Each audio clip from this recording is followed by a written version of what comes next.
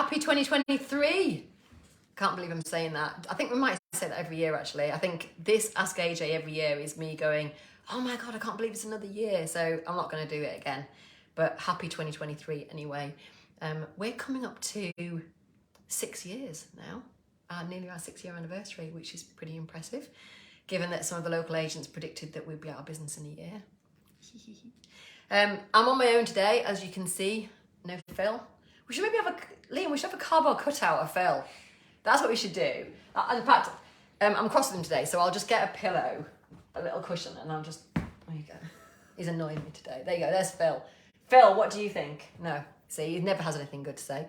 So I'm going to talk to you today about 5 things that you could do right now so you can get moved, home moved, that is obviously, by Easter. So maybe you're languishing on the market at the moment and you're not getting any viewings, or maybe the viewings you are getting are a little bit far apart and they're not turning into any offers or any interest, and you're feeling a little bit frustrated. Or maybe you're not even on the market at all and you're thinking, oh my goodness, I need to move by Easter. What do I need to do today? So I'm going to give you 5 steps that you can take right now to try and get you moved by Easter. At the moment, houses, depending on lots of other factors, of course, but on average are taking about 8 to 10 weeks to get a really good offer and get, you know, the progress of the sale underway.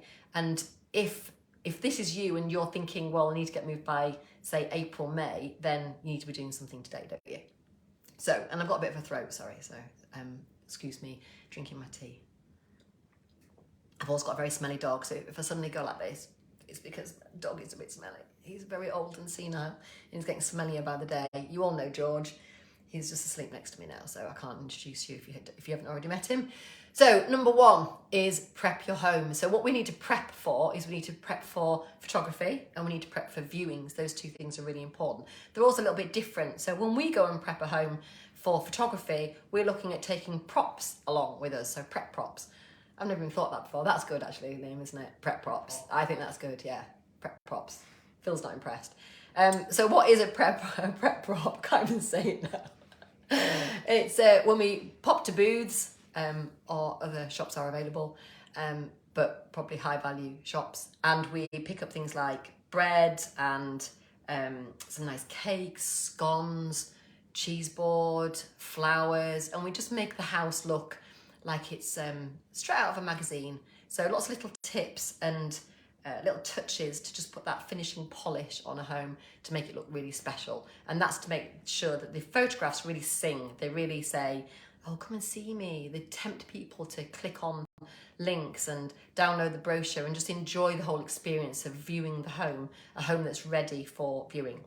For the actual viewing itself, we don't do all that, otherwise the bread would go stale and the flowers would be dead. We instead, we encourage people to do things like look out the window at their beautiful view, maybe not today because it is a bit rubbish today, and also to check out the beautiful features of the home, like the fireplace or the kitchen or the sunken bath or whatever it is.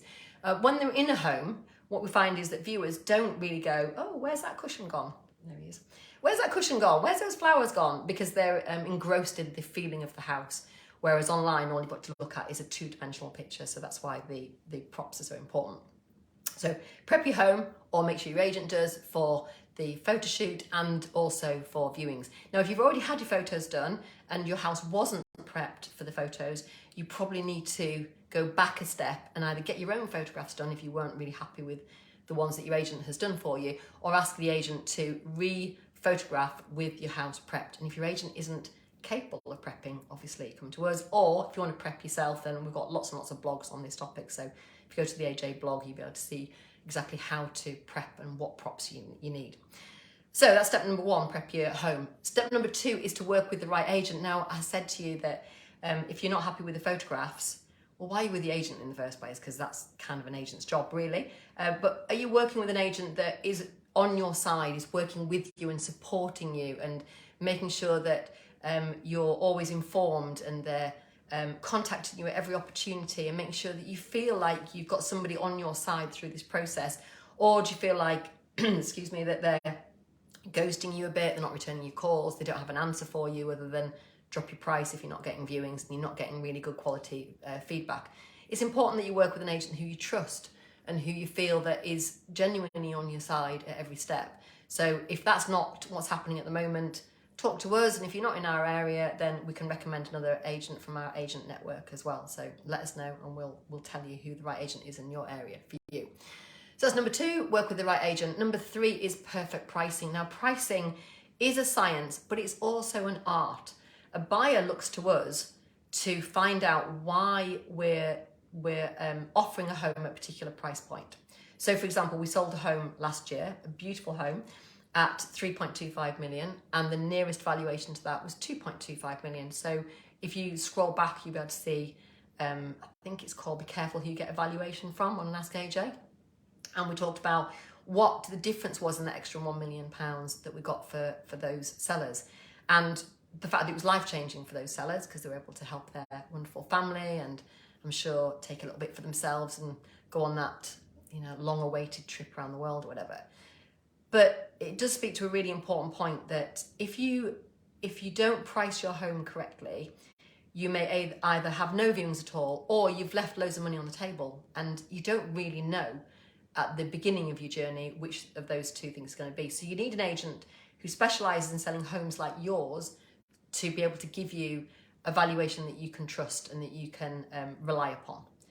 We don't always get it right first time. Sometimes it is a little bit of a test the market and see, but we've got lots of methodologies for doing that, which we can explain to you, including our amazing VIP buyers list, which is a private list of buyers that we offer it to first, and that gives us a bit of a sense check. So that's number 3, perfect pricing. I will just go to a little bit more detail and tell you the pricing strategies that we employ are things like price per square foot, premiums for things like lake view, land, maybe potential, those kind of things. Pricing for local occupancy homes is definitely an art as well as a science, and pricing for things like unusual locations like the other side of the lake, so on the west side of the lake, or in an unusual village, or in one of our premium villages in the lakes, which is places like Grasmere and Troutbeck, which attract a huge premium, and they've got usually a long list of buyers waiting for them. So who do you know who has got a home for sale or they're thinking about selling in Troutbeck or Grasmere, and please put us in touch.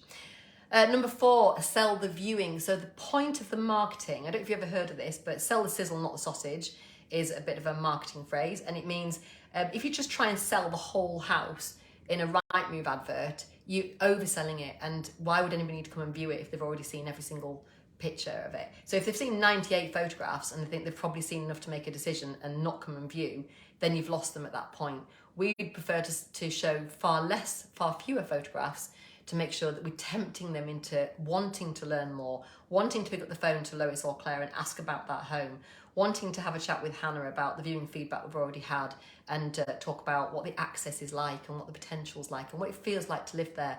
We have an awful lot of buyers from everywhere in the country, and so they don't necessarily want to come up on a whim to the Lake District, which could be several hours drive, and view a home that's not right for them or potentially not right for them. So we have a whole team of experts that are able to talk to that buyer and make them feel reassured about that journey. But it all starts off with the photographs that have been taken and the brochure and the floor plan and the way that it's described online and offline. And the way that your home is described and shown is the key to whether you're going to get a viewer or not.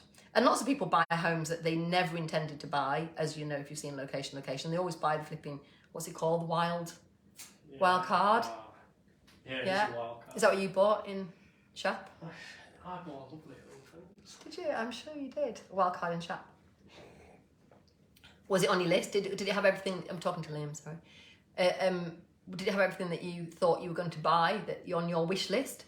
Or did it throw any surprises out? Yeah, had most stuff. Could have come with a bit more land, but that's about it. Could have come with a bit more land? What did you want, like fields of sheep? I would have liked a field, yeah. Oh, for goodness sake. Right, move on. Number 5 is woo your buyers. And what we mean by that is, it's very dangerous to make a buyer your friend. We have lots of our sellers that go, oh, give the buyer our phone number, we don't mind, and then live to regret it. We genuinely don't put buyers and sellers in touch with each other. You need a buffer zone, because when things get a bit frustrating and a bit tense, and they will, I promise you, further down the line, when you're arguing about whether to leave that wardrobe and what the septic tank surveyor has said, then you will be very, very glad you've got a buffer zone between you and that buyer. However, buyers like to feel that they've got a little bit of a bargain, but not too much of a bargain. So they don't want you to, throw big discounts at them and say, oh, there you go, have £100,000 off, because they will feel anxious. But nor do they want to put in an offer that's very, very slightly underneath the asking price, and you go, no, I know I've been on the market for 3 years, but I'm sticking at my price. You need to have a little bit of give and take, and the way that the relationship starts with the buyer dictates the way that the whole relationship and the process follows all the way through those few weeks and months and sometimes longer of buying and selling the house. So you've got to have a good relationship right from the start. So a little bit of give and take right at the start will pay dividends way down the line when there's something much bigger and much more contentious that you need to argue about or discuss. So those are the 5 things. 5 things you can do to move home by Easter. Number 1, prep your home for viewings and for photography, other way around, photography then viewings. Number 2, work with the right agent who's used to selling homes like yours. Number 3, perfect pricing. Get your pricing right so that you don't deter buyers and you don't leave money on the table. Number 4 is sell the viewing. So sell the sizzle, not the sausage. Sell the viewing, not all the photographs. And number 5, woo your buyers. So get that relationship kick-started in the right way at the right time, and it'll pay dividends down the line. And if you'd like to see lots more of Ask AJ, just Ask A and not the J, then we'll get rid of this guy here because maybe it's not needed. Maybe just a photograph of his face, Liam, here. I don't know why I'm cuddling him. There you go. Put him back over there. And we'll see you on, well, I won't see you on next week's Ask AJ unless I'm from a very dry slope in the Alps, because there's no flipping snow there at the moment. But we'll see. I won't be back next week, but Mr. Cushion Man here will be, and so he will look forward to seeing you then. And thanks very much for watching, and Happy New Year. Bye for now.